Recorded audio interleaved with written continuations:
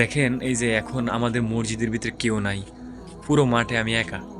পুরো মহল্লার ভিতরে মনে হচ্ছে যে আমি একা। আমাদের পাশে কবরস্থান, তারপরে এই মসজিদ, তারপরে এই স্কুল, ঠিক আছে, কেউ নাই, আমি একা। আজকে শবে বরাতের রাত্র।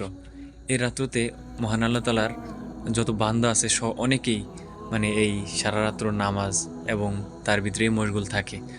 তো তার ভিতরে আমি একজন আছি, হয়তো তেমন ভালোভাবে নামাজ পড়তে পারি না, ঠিক আছে। তো সব কিছু মহান আল্লাহ তালাই দেখতেছে।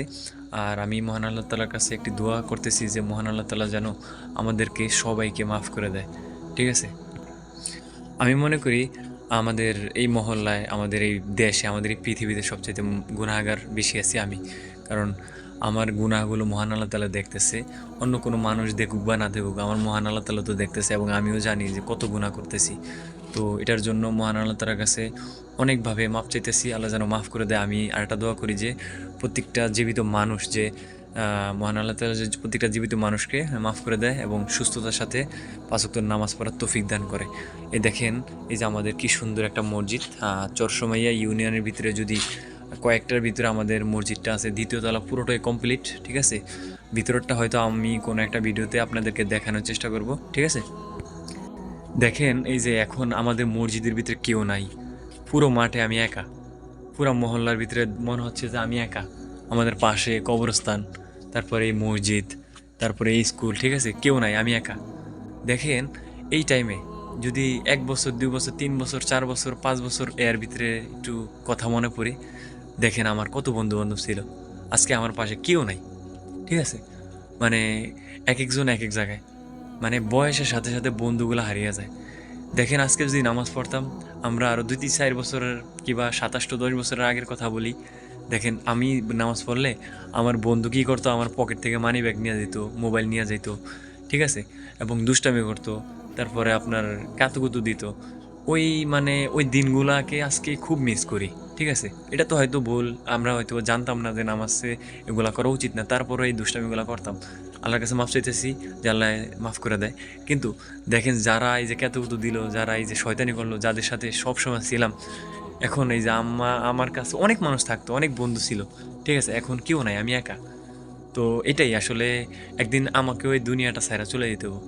তো এখন তো হয়তো মোটামুটি পৃথিবীতে ইয়া কইরা থাকি, সুখ দুঃখ মিলে থাকি, কিন্তু কবরের আযাব কীভাবে সহ্য করব। কবরের আযাব মানে কবরের ভিতরে গেলেই যে আমার নামাজের হিসাব দেওয়া লাগবে। আমি তো কোনো নামাজ পড়তে পারি না, নামাজ পড়লেও নামাজ হয় না, আর নামাজ পড়লেও নামাজের সূরা কেরাত হয় না, ঠিক আছে।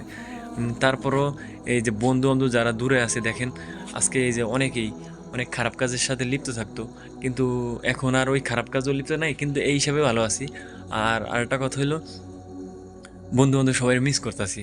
এই যে নামাজ পড়ে একা, মানে আমার বয়সের আমি একা। কারণ এক একজন এক এক জায়গায় চাকরি করে।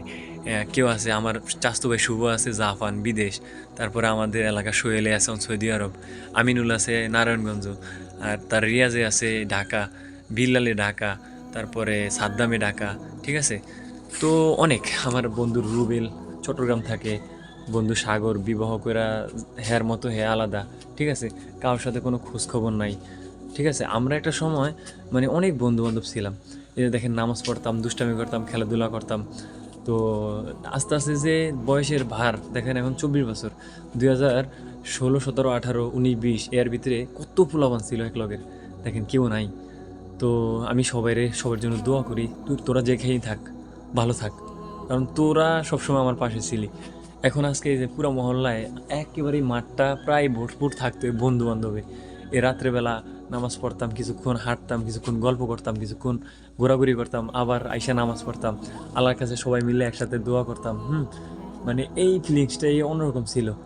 সবাইরে মিস করতেছি, ঠিক আছে। এই যে আমি এখন ভিডিও করতাম, আমার সাথে অনেক পোলাপান থাকতো, দুষ্টামি করতো, ঠিক আছে। তাদেরকে সবাই মিস করতেছি, এক জায়গায় সবাই মিস করতেছি। ঈদের সময়ও কেউ আসতে পারে না, কেউ বিদেশ থাকে, কেউ ঢাকা থাকে। আমাদের চরসময়া ইউনিয়নের ভিতরে যত মানুষ আমার পরিচিত আছে, সবার জন্য আমার দোয়া রইল। সবাই যেন মৃত্যুর আগে কালিমা পড়ে মৃত্যুবরণ করতে পারে, সবাই যেন ইমান হালেতে থাকতে পারে, সবাই যেন ঠিকমতো 5 ওয়াক্ত নামাজ পড়তে পারে, সবাই যেন মহান আল্লাহ তাআলার দিন, এই দিনের দাওয়াত দিতে পারে, সবাই নামাজ পড়ুক এবং অন্যকে পড়ানোর তাগিদ দিতে পারে, এটার জন্য। আর রমজান মাস, সামনে রমজান মাস, প্রত্যেকটা মহল্লার মানুষ এবং যুবকদেরকে আমি বলতেছি, দেখেন আপনি তো শিক্ষিত, আমিও শিক্ষিত, কিন্তু এই যে দেখেন আমাদের ইন্টার এবং ডিগ্রি অনার্স কত শিক্ষিত পোলাপান আছে, ভার্সিটিতে পোলাপান আছে, দেখেন সবাই তো বাংলা শিক্ষিত হলো। আপনি কি দেখেন, আপনি সুরা হয় আপনি দেখেন তো, একদিন ভাবেন যে একটা ক্লাসে তো 1,000 স্টুডেন্ট থাকে কলেজে, এই কলেজে প্রতিটা স্টুডেন্ট কি নামাজ পড়তে যা যা লাগে সব কিছুই পারে, আর সব পারলেও কি সবগুলা কি সঠিকভাবে হয়? একটু দেখেন, একটু চিন্তা করেন। এই কবরে আমার যাওয়া লাগবে, ঠিক আছে? তো আমি এই কথাগুলো বলতে পারতাম না, এই কথাগুলো বলতে পারছি আমি চিল্লাই গেছিলাম 2020 সালে, যতটুকু জানছি। তো বলা চাই এই কারণে বলতে পারতেছি, ঠিক আছে? হয়তো দুনিয়ার ভিতরে অনেক খারাপ কাজে লিপ্ত থাকি, ভিডিওতে অনেক মজা করি, এটা আসলে অল্প কিছুক্ষণের জন্য। তো সবচেয়ে বড় কথা হলো আমাদের একেবারে একটা সত্যি কথা হলো আমাদের এই জিন্দিগি একেবারে মানে মিথ্যা। আমাদের বড় একটা জিন্দিগি পড়ে রয়েছে।